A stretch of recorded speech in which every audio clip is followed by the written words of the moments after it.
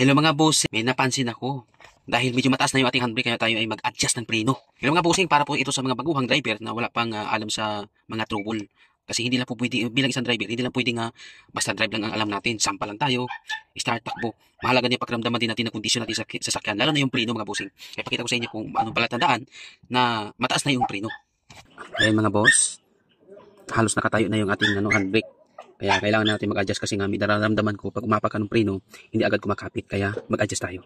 Let's go! So ayan na yung mga bossing, yung ating gamit para sa pagbaklas ng gulong at pag-adjust ng preno mga boss. Saka na po natin.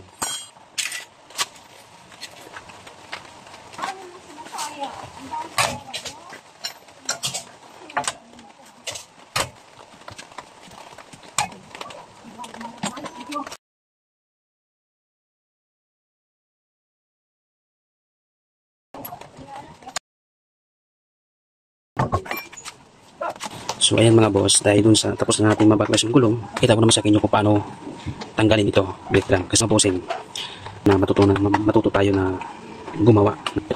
Kasi pag napa-adjust ka ng preno mga bossing, pinakababa nito dati, nung napa-adjust ako ng preno, hindi ko alam kung paano gumawa nito, ay singil sa akin 600. Halaga na tuto tayong gumawa nito. Yan. Iba umangat na siya mga boss. So patakin na natin siya. Yan. So, ayan mga bossing.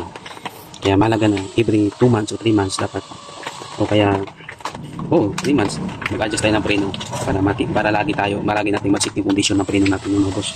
Kung napapansin nyo mayroong mga isa yan sa mga dahilan kung bakit hindi makakapit agad pag umapak ka ng preno. Ay mga boss, ang daming latak mga boss. So pag-adjust natin ng preno mga boss, ito mga boss, yan ito yung ng piston, adjust ng piston mga boss. Yan. So iangat lang natin ito pag ganyan. Yan. Yan. Yan. Kumbaga, iano mo lang yung tamang adjust ba. So, ayan mga boss. Pwede na to siya mga boss. Diba, napakadali lang mga bossing. Ibalik na natin yung gulong.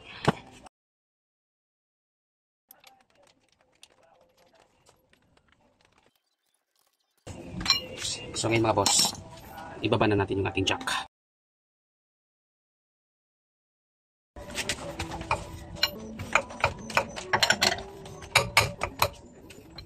Tapos na tayo dito sa unang gulong. Doon na naman tayo sa kabila, sa kanan.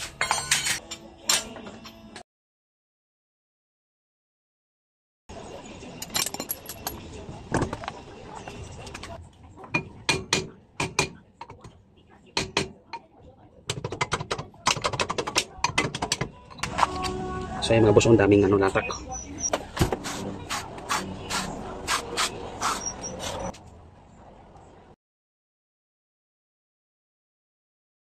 Ito lang sisikwatin natin kapag tayo mag-adjust ng preno. Ito. Yan. 2. 3. 4. Okay na mga boss. Ibalik na natin yung gulong.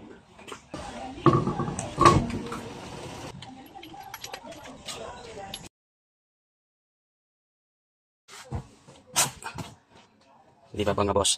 Malaki ang diferensya ang nawala dahil na-adjust natin siya. Di ba? Kung kanina halos dito nakatayo siya, ngayon diyan tama-tama lang i-adjust natin mga boss. So ayan mga boss, maraming salamat sa inyo mga boss. Thank you so much mga boss sa inyong pagsubaybay sa ating video. Sana nakatulong yung mga simpleng tips natin mga boss. Mahalaga po ang preno sa ating sasakyan, hindi lang basta drive lang ang alam natin. So dapat marunong din tayo makiramdam at kunting trouble sa ating mga sasakyan, no? Ingat!